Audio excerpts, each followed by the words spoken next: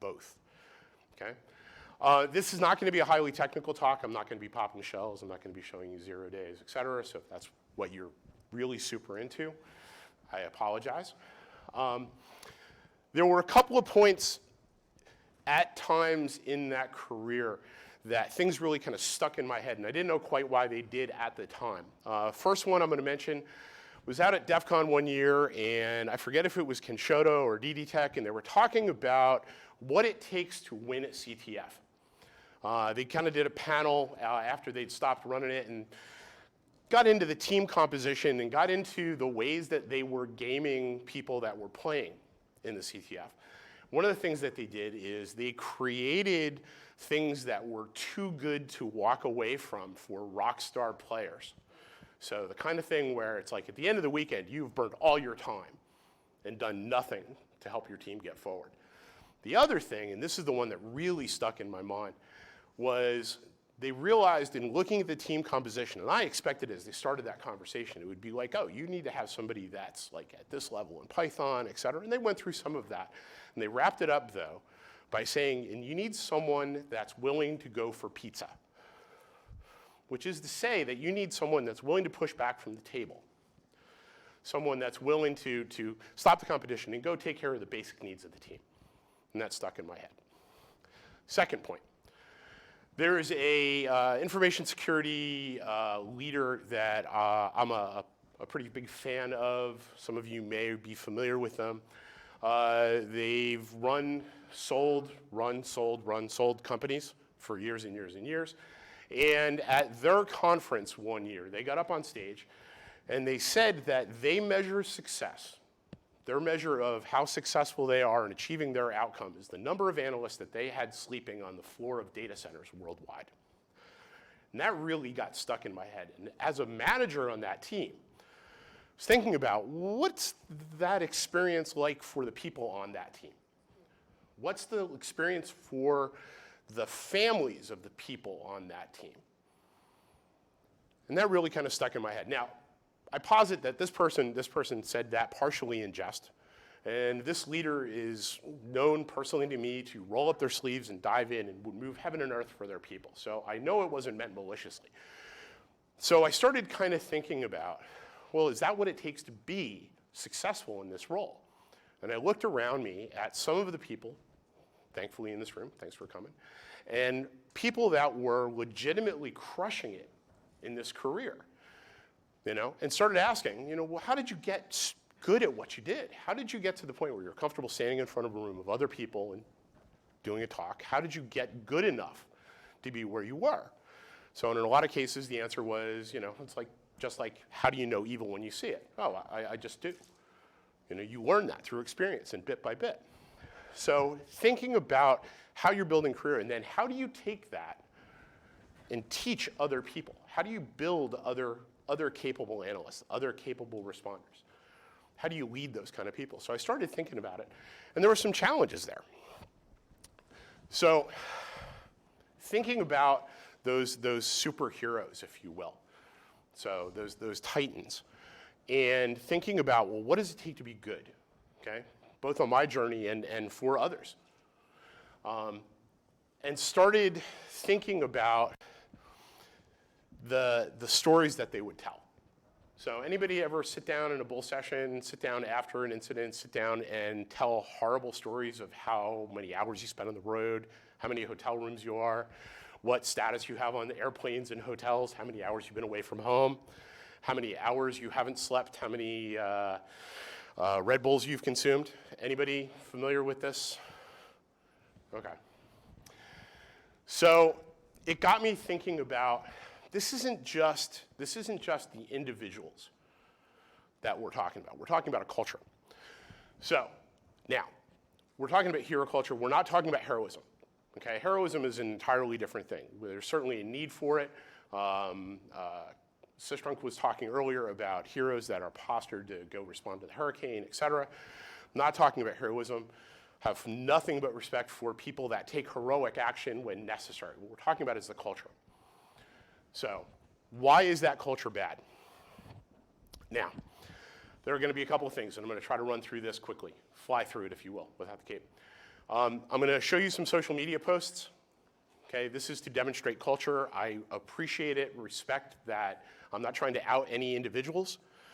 I don't want you going after them. This is just examples of culture. If I find out that you went after them, I'm going to be really cranky. So, hero culture. You may be familiar with some of these images. This is not an extensive list. I've got like 7 slides of images that companies have used to say, we are a superhero culture. Hire superheroes, right? Hire capes. So it's effective and evocative imagery. It sells, especially to people outside of here, but it also reinforces the mindset for us that we are superheroes. Okay? And what are superheroes? Superheroes have immense powers, more than mere mortals, right? And superheroes are, for the most part, not terribly vulnerable. This is problematic. So, here's the first screen. So here are some clues that you may be existing in a hero culture. Anybody familiar with any of these phrases as part of their day-to-day? Firefighting, saved at the last minute, etc. So has anybody heard these used as part of your corporate above and beyond awards ceremonies on a quarterly basis? Anybody receive them? All right. So what's the problem with this? Well, first off, we'll get into some of the buckets why this is problematic. But why do heroes like being heroes? Heroes like being heroes because there's recognition. Believe it or not, that recognition on a social level stimulates our brains and feeds us all sorts of great biochemical responses that make us feel really, really good when we do it. So almost to the point where you learn that behavior and those neural pathways become self-reinforcing. So you almost get to the point where you what? You're addicted to that energy. You need it. You crave it. Okay? So, we start talking about 2.5, 2.7, 3 million empty analyst chairs. This is a problem. As a leader, as a manager, as a person that interviews people, as a person that tries to work with organizations to fill that gap, and everybody's like, we can't find anybody. Think workforce development. Now I'm thinking, okay, is there a juxtaposition between superheroes, trying to find superheroes, develop superheroes, need superheroes for these roles, and not having those analyst chairs, okay? And why do people get cranky in their jobs? Well, they feel underappreciated. They don't get called, the recognition's not there, the recognition that we crave, that we need. So, again, not trying to call anybody out. So that tend towards narcissism, and this is not saying that we're evil or we're bad. What I'm saying is we work in a culture that reinforces this behavior. So here are a couple of things, and hopefully this will resonate for you. And my outcome here is I just want to get thoughts percolating in your head, and I'm going to give you some ways that maybe you can start changing some of this if this is the culture that you live in. And maybe take a reflection and see, is this the culture we live in? Maybe I'm off base. So here's new villains. Who's the bad guy? China. APT, China, right? Excellent. Who do we spend most of our time complaining about? APT, China, right? No. It's our users, the people that we're hired to protect. Those idiots that click on phishing links. The users that call up and bitch about password security or they can't get shit done. Whoops. Sorry. So morons. Promised myself I wasn't going to curse. So the very people that we are employed to protect are our problem. So you think about all the phishing exploits, and there have been a couple of great talks. There was one great one at social engineering at DEF CON about kinder, gentler phishing campaigns that I would suggest you go look for. So we create villains. We need to have villains, and in some cases, yeah, it probably should be APT, should be bad guys doing bad things. But in a lot of cases, it's our users. And what does this do? This also has the effect of creating a wall between us and them, because where do we stand? We know better. Intellectually, we know more. We're in the know and you're not. That's a problem. So, a couple of examples there. This relates heroes building silos. Anybody ever have a problem getting documentation for somebody after an incident? Or after a tool is deployed? We build knowledge silos. We wall ourselves off. We have a very us and them mentality, okay, fed by that. Some of you are sitting there going, not me. This is not us. I'm fine with that. So we build silos and sometimes justify it by saying you are not capable of securing the information that you need to secure. Now, this is true in many cases. However, isn't our job to teach, to build systems that allow people to do that? Also, isn't it job security? If I'm the only one that knows the password to this, they can't fire me. So that concept, those reinforcing concepts, move on. Heroism in this role, hero culture also masks deeper problems. You think about all of the firefighting that we do, and in a lot of cases we talk about that firefighting and say the reason we can't get stuff done right is because we're constantly fighting fires, but it's actually the inverse. We're constantly fighting fires so we don't have to do all the things right. A couple of the ransomware talks, it's like, hey, it's basic blocking and tackling. How many times have we put aside and said, you know what, network segmentation, we'll get to it later, we're too busy fighting fires. So, again, every successful ransomware campaign. Building those silos, separating ourselves. Here's where it really gets nasty. Not everybody can be a hero. Okay? This I wish I had more time to dig into. But very quickly, can someone look at this and tell me what seniority level these questions are part of the interview process for? Entry level. So now let me ask you this. Are you saying entry level because they're so wildly outside of that, or do you think these are appropriate questions for an entry level job? There we go. Yeah. So this is on a Reddit thread for internship positions. Here's another one for an internship position. This really pissed me off when I said it. So interns have masters in cybersecurity. Oh, clearly that's an exception. No, it's the norm. So anybody really familiar with Cobalt Strike? Can somebody answer this off their cuff?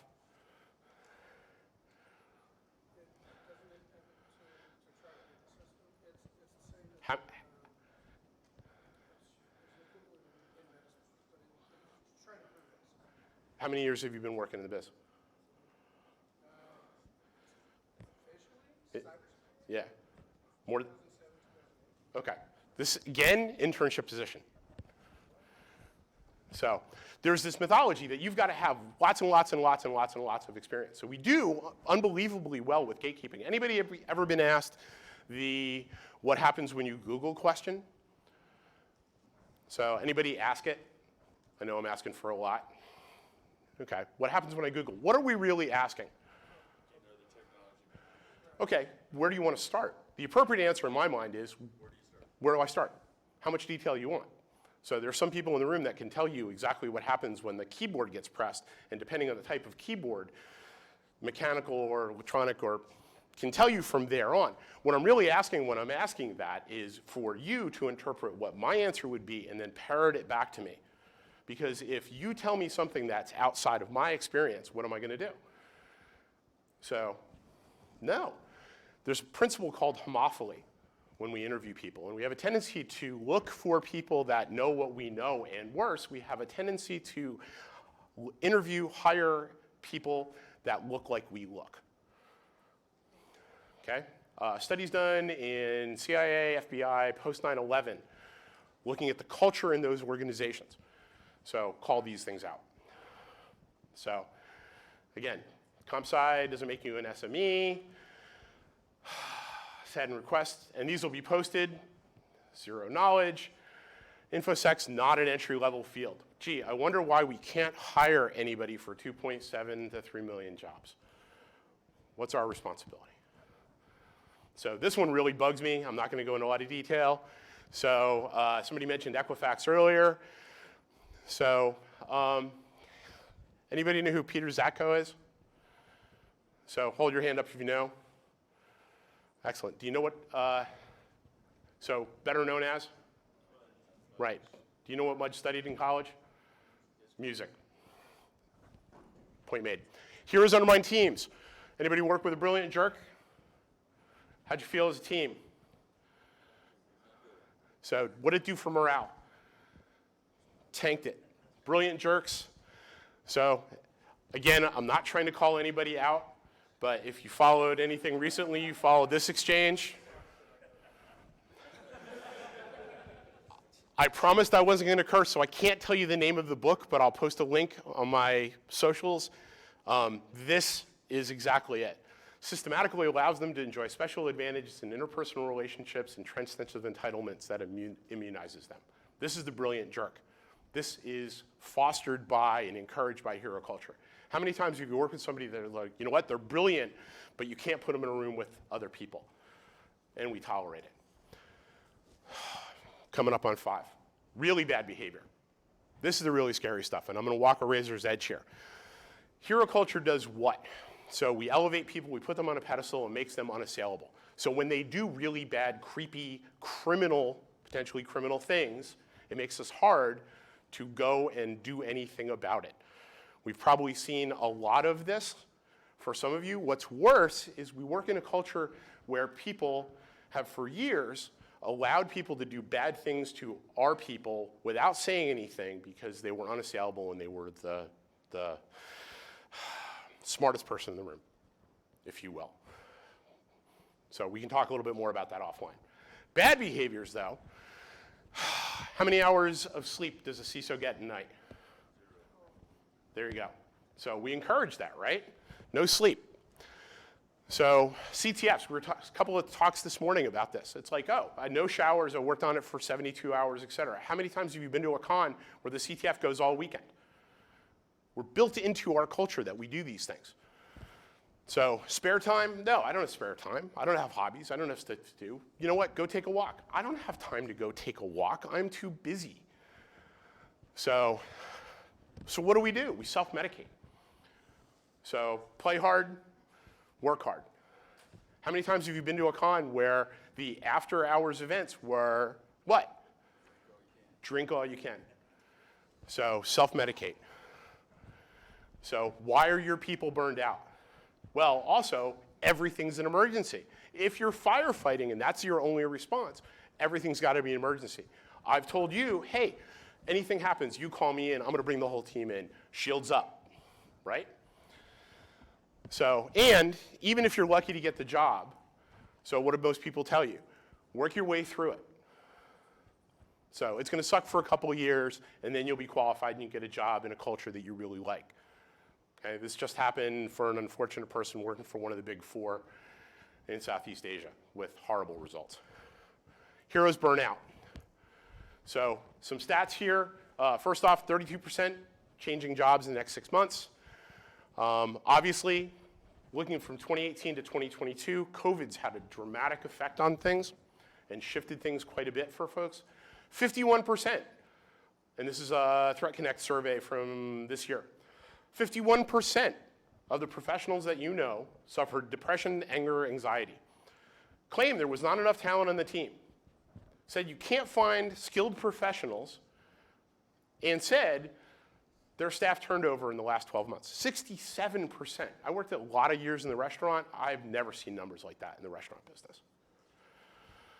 So anybody familiar suffer these? Headaches, fatigue, sleeping, anxiety, muscle tension, drop in workplace performance, feeling overwhelmed and unable to cope.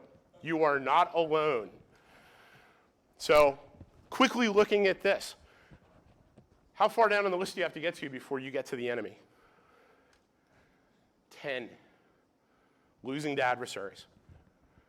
So looking at this list, those of you that lead people, how many other things above that, things that you could alleviate and take care of if needed? How many of these are the responsible of the culture and the workplace that we work in? So heroes need villains, build silos, create exclusions, et cetera, et cetera. And again, I'll have these slides up. What can you do about it? There is hope. First thing, understand your culture. Reflect, look at it, think about it. I know it's not the sexiest thing, but think about the signals that you're getting and the things that are being communicated and the words that you're using to communicate them.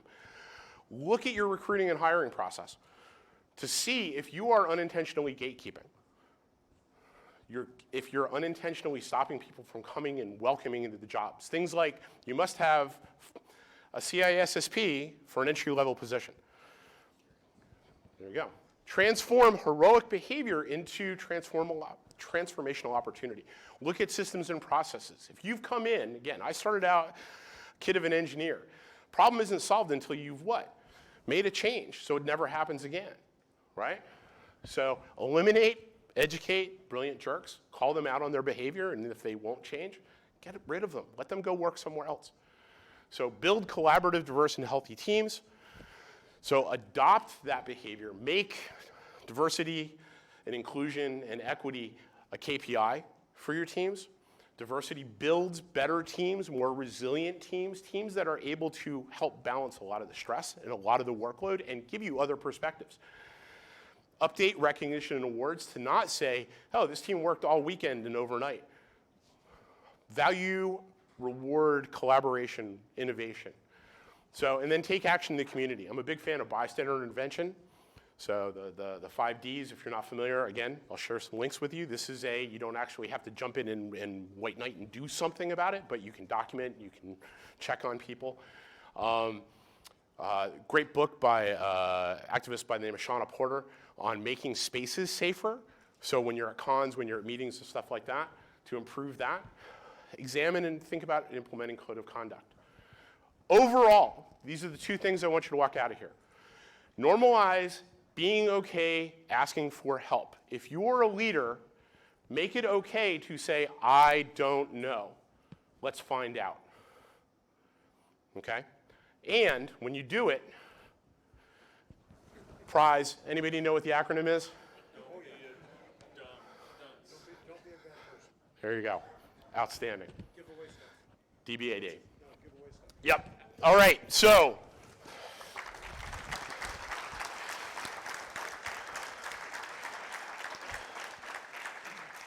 I alluded to I've got a bunch of stuff to give away here.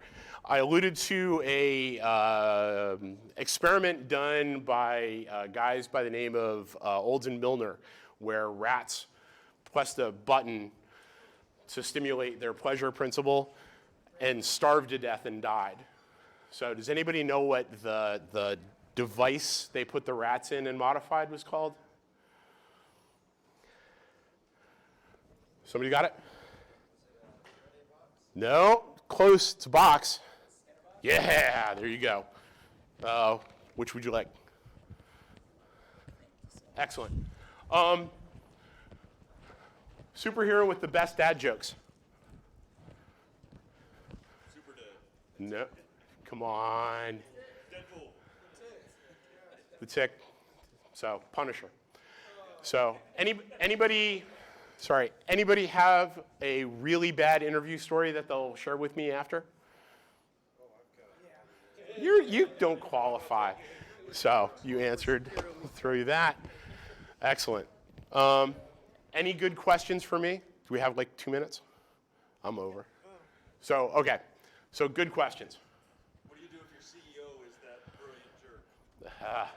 Change companies. So yeah, and again, I know not everybody can economically do that. I look at it this way: if you want to change a culture, one of the great ways to do it is to starve it out. Don't go work there. Go work someplace else. There are plenty of places that are better. So, yep. So, any others? Yep. Sorry, it's a USB condom. Yeah, hit me.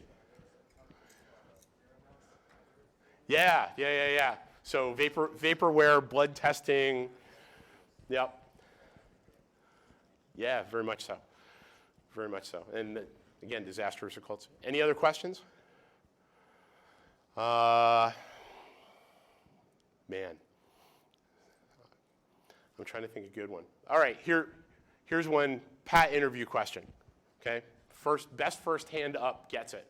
Okay? If you had a sign on the wall behind you, whether in Zoom or in your office, that conveyed everything I need to know about you in one sign, what does the sign say? First hand up gets it. Good man. So, ironic, you get lockpicks. Thank you so much. Thank you.